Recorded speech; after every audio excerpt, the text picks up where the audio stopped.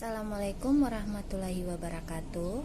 Perkenalkan, nama saya Nur Atmi Bututie. Saya merupakan dosen pada Fakultas Ekonomi dan Bisnis Universitas Muhammadiyah Lubuk. Di sini saya sebagai pengampu mata kuliah pengantar akuntansi 1. Mata kuliah ini terdiri dari 3 SKS dengan capaian pembelajaran. Yang pertama itu mahasiswa mampu menjelaskan konsep dasar akuntansi secara umum. Yang kedua, mahasiswa mampu memahami transaksi dan akun, kemudian mampu menyusun laporan keuangan, siklus akuntansi perusahaan jasa, dan mampu menyusun laporan keuangan, siklus akuntansi perusahaan dagang. Mata kuliah pengantar akuntansi ini mendeskripsikan tentang peran akuntansi dalam organisasi bisnis, kemudian proses menganalisis transaksi sampai dengan menyusun laporan keuangan pada perusahaan jasa dan perusahaan dagang. Demikianlah penjelasan singkat tentang mata kuliah pengantar akuntansi 1. Terima kasih. Assalamualaikum warahmatullahi wabarakatuh.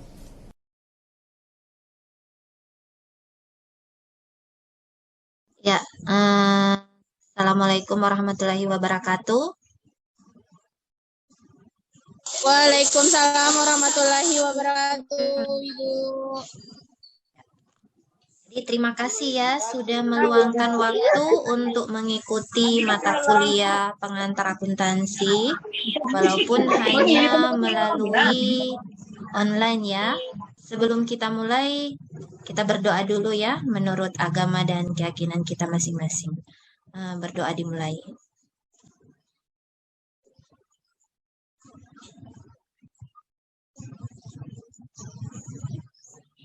Ya, terima kasih. Berdoa selesai. Bagaimana kabarnya teman-teman semua? Sehat ya? Alhamdulillah, Ibu. Alhamdulillah sehat. Ya. Pertemuan kali ini kita akan melanjutkan pertemuan minggu lalu. Masih dengan topik yang sama, jurnal penyesuaian. Kalau minggu lalu kita belajar penyesuaian untuk perusahaan jasa. Nah, kali ini kita akan masuk penyesuaian, jurnal penyesuaian pada perusahaan dagang. Pada dasarnya tidak ada perbedaan antara perusahaan jasa dan perusahaan dagang dalam membuat penyesuaian. Hanya ada beberapa rekening yang perlu ditambahkan.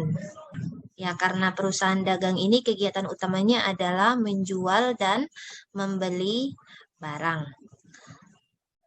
Di sini saya akan menampilkan materi jurnal penyesuaian pada perusahaan dagang. Nah, silahkan disimak. Ada jelas ya? Bisa kelihatan? Belum, Ibu, belum. Ini sudah ya, saya sudah bagikan. Sudah, Bu. Iya, Ibu, makasih, Bu. Ya.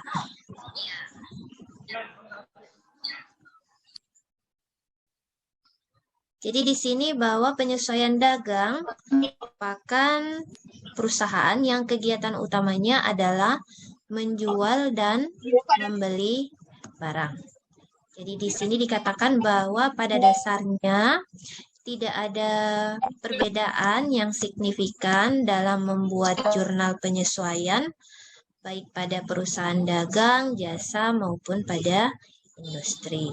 Hanya saja ada beberapa akun yang perlu dibuat penyesuaian yang tidak ada di perusahaan jasa. Jadi apa saja? Yang pertama itu adalah akun persediaan barang dagangan. Jadi yang perlu dibuat penyesuaian yang pertama adalah persediaan barang dagangan.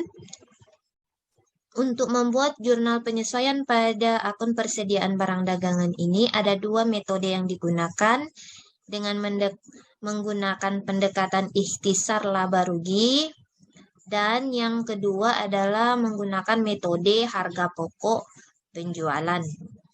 Kalau menggunakan ikhtisar laba rugi, yang kita buat penyesuaian itu hanyalah pada persediaan barang dagangan awal dan persediaan barang dagangan akhir. Jadi contohnya di sini adalah pada akhir periode itu 5 juta rupiah dan saldo persediaan akhir 7 juta rupiah. Kalau kita buat penyesuaian, maka jurnalnya seperti ini ya, bisa dilihat ikhtisar laba rugi di debit, kemudian yang dikredit adalah persediaan barang dagangan awal sebesar 5 juta rupiah dan yang dikredit adalah persediaan barang dagangan akhir itu di debit dan yang kemudian ikhtisar laba ruginya di sebelah kredit.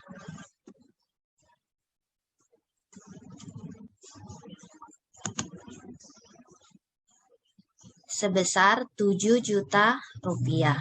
Jadi kalau ada dua jurnal yang dibuat di sini, yang pertama ikhtisar laba ruginya di debit dan kita mengkredit persediaan awal, dan jurnal yang kedua adalah persediaan barang dagangan akhir di debit dan kita akan mengkredit ikhtisar laba rugi. Jadi nantinya yang muncul pada laporan neraca itu adalah persediaan barang dagangan akhir. Kemudian kalau kita menggunakan metode berikutnya, kita menggunakan metode harga pokok penjualan. Nah, di sini kalau kita menggunakan metode harga pokok penjualan, maka ada beberapa jurnal yang kita akan buat. Di contohnya di sini diketahui bahwa persediaan barang dagangan awal sebesar 8 juta rupiah, kemudian ada pembelian sebesar 20 juta rupiah, retur pembelian dan potongan harga 800.000, biaya angkut 400.000 dan potongan pembelian 150.000. Kemudian persediaan barang dagangan akhir adalah 10 juta.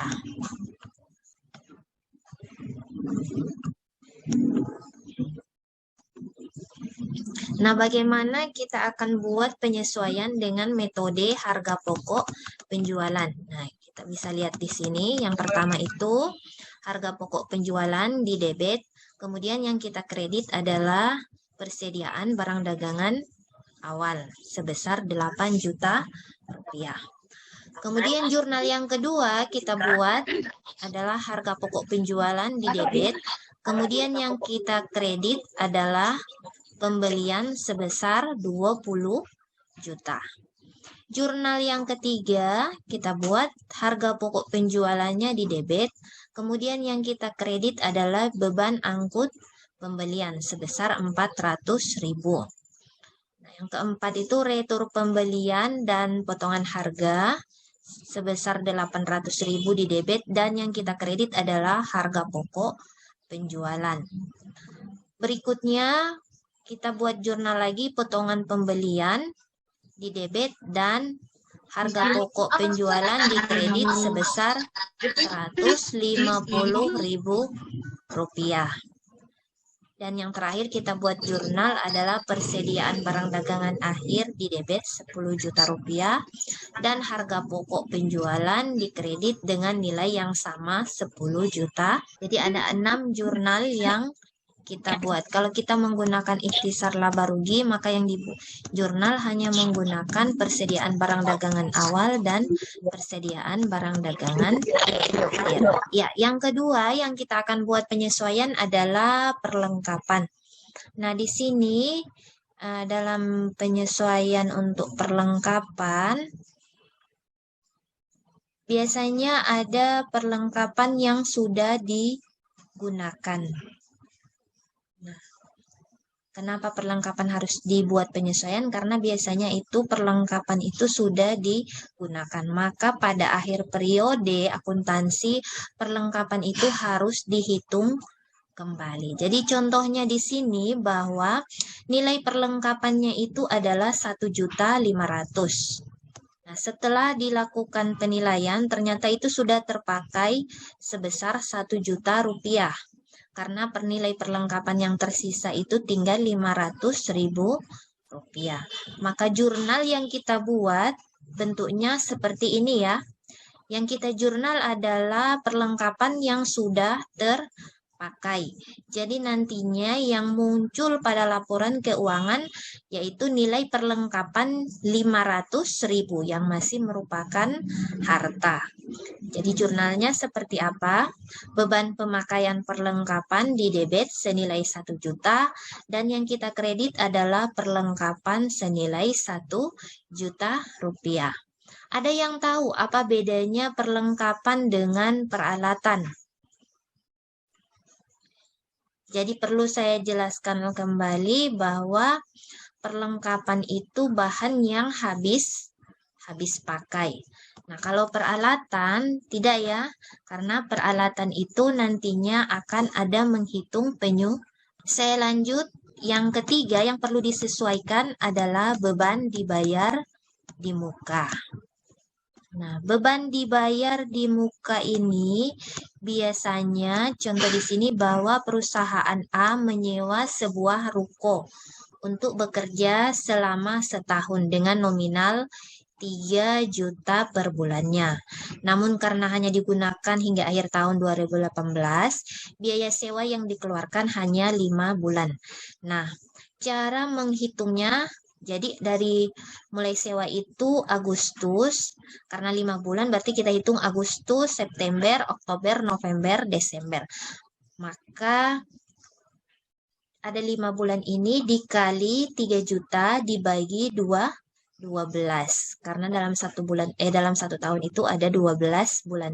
Nah, hasilnya adalah 1.250.000. Ini biaya sewa yang jatuh tempo.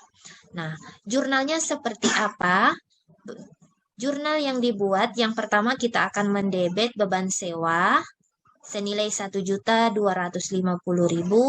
dan kita mengkredit sewa dibayar di muka senilai 1.250.000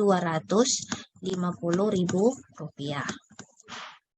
Selanjutnya, jadi ini adalah pendapatan diterima di muka. Nah, pendapatan diterima di muka ada 2 pencatatan yang dilakukan.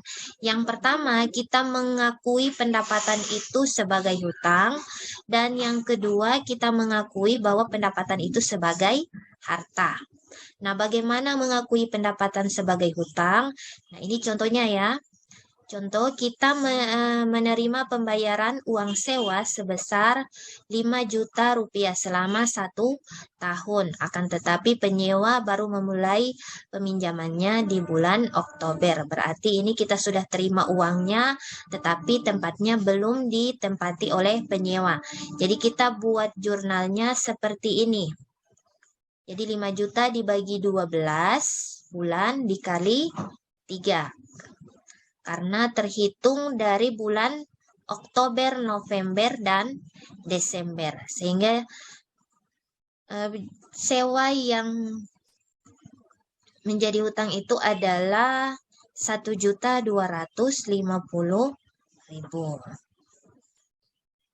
Jurnalnya, pendapatan sewa diterima di muka sebesar 1.250.000 dan yang dikredit adalah pendapatan sewa sebesar 1.250.000. Nah, bagaimana kita mencatat kalau tadi kita mencatat sebagai hutang, nah sekarang kita mencatat sebagai pendapatan.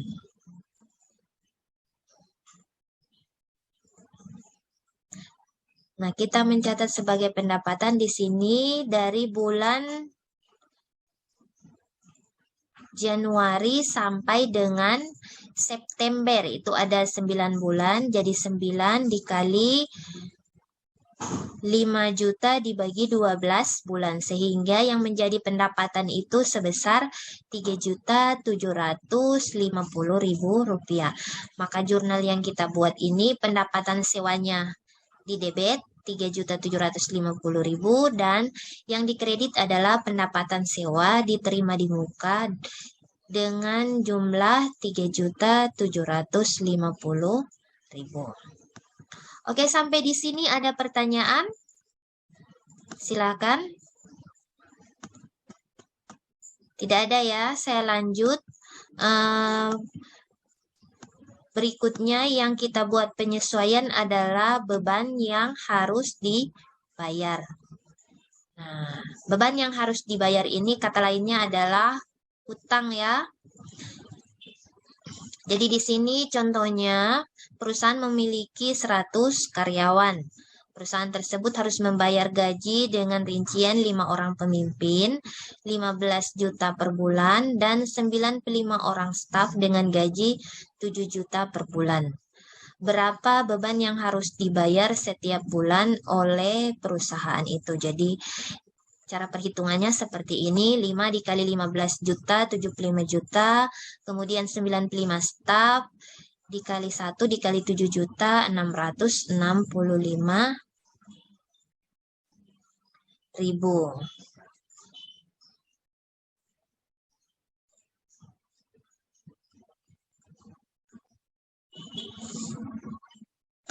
Jadi beban yang harus dibayar setiap bulan adalah 740 juta. Nah, kita buat jurnal penyesuaiannya seperti ini ya. Beban gaji di debit, kemudian yang kita kredit adalah hutang gaji dengan jumlah 740 juta rupiah. Ini jaringan kita bermasalah ya.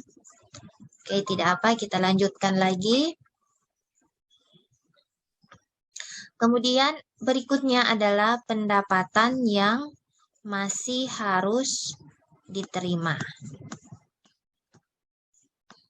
Nah, ini pendapatan yang masih harus diterima sama dengan piutang. Di sini contohnya klien X membeli 10 ton beras terhadap pengusaha A dengan nominal harga 200 juta rupiah. Namun ia membayarnya dalam 5 tahap. Jadi 200 juta dibagi 5 sama dengan 40 juta. Jadi tiap bulan mungkin ini dibayar sebesar 40 juta rupiah. Nah, bagaimana kita menjurnal? Jadi kita jurnal di situ adalah piutang pendapatan di debit, kemudian yang kita kredit adalah pendapatan di sebelah kredit dengan nilai 40 juta rupiah. Udah ya untuk membuat ini. Kemudian yang akun berikutnya yang dibuat penyesuaian yaitu penyusutan. Nah, di sini ada penyusutan 7% dengan nilai mobil 150 juta, berarti 150 juta dikali 7%. Berarti penyusutan per tahunnya adalah 10.500.000 rupiah. Nah, bagaimana kita membuat jurnal? Jadi kita akan buat jurnal beban penyusutan mobil di debit dengan nilai 10 juta rupiah dan yang kita kredit adalah akumulasi penyusutan mobil di sebelah kredit sebesar 10.500.000 rupiah. Untuk uji coba bisa atau tidaknya saya akan mencoba memberikan latihan. Nah, saya stop dulu ini ya. Kalau di sini tidak ada pertanyaan, saya akan coba memberikan latihan.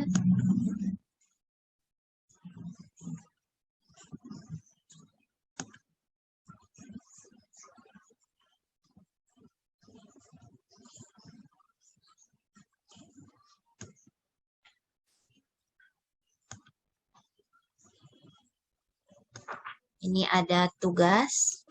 Nah, siapa yang silahkan dibaca sudah kelihatan ya?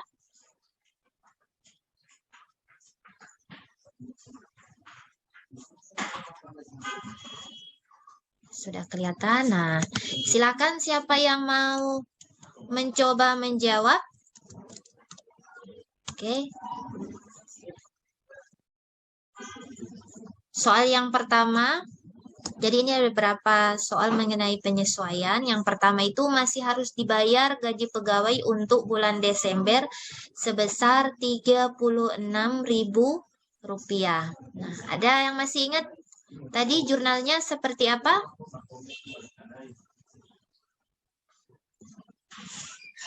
Triwanda mungkin boleh? Ya, masih harus dibayar gaji pegawai untuk bulan Desember sebesar Rp36.000. Kita membuat jurnal. Jurnalnya seperti apa?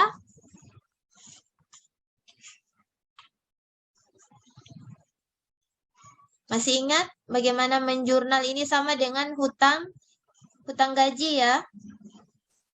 Ya. Iya, Ibu. Ya, berarti beban gaji pada debit Ibu. ya di debit, kemudian yang kita kredit utang gaji. Oke, beban gaji di debit senilai 36.000 dan yang kita kredit adalah hutang gaji dengan nilai Rp36.000. Kemudian yang kedua, premi asuransi yang dibayar di muka telah terpakai sebesar Rp4.500.000. Berarti jurnalnya seperti apa? Ini sama ya.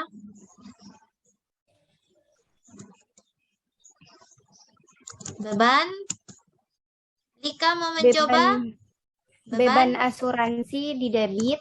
Asuransi. Debit. Kemudian asuransi dibayar di muka di kredit. Oke.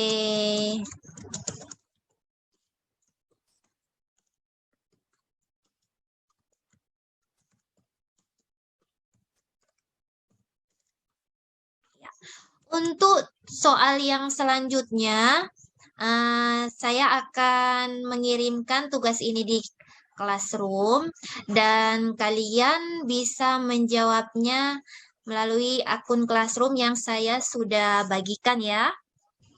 Iya, Ibu. Ya, karena waktu belajar kita sudah habis pada sore hari ini. Saya mengucapkan terima kasih. Jadi paham ya dengan materi yang telah diberikan pada hari ini? Paham, Ibu, paham. Ya, oke. Jadi terima kasih buat teman-teman yang sudah meluangkan waktunya pada sore hari ini. Wassalamualaikum warahmatullahi wabarakatuh.